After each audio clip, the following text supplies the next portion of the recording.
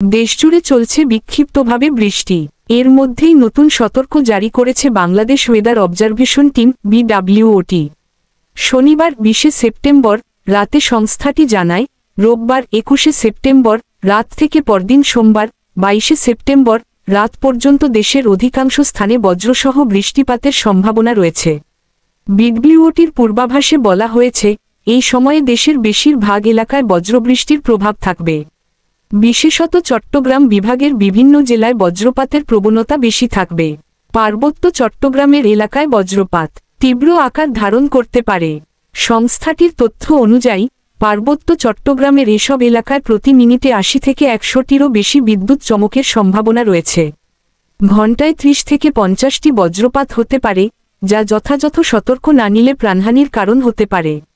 বজ্রপাত থেকে রক্ষা পেতে BWOT জনগণকে সতর্ক থাকার আহ্বান জানিয়ে বলেছে, বজ্রবৃষ্টির প্রাথমিক লক্ষণ দেখা মাত্রই নিরাপদ আশ্রয়ে চলে যেতে হবে এবং বিদ্যুৎ সংক্রান্ত যন্ত্রপাতি থেকে দূরে থাকতে হবে।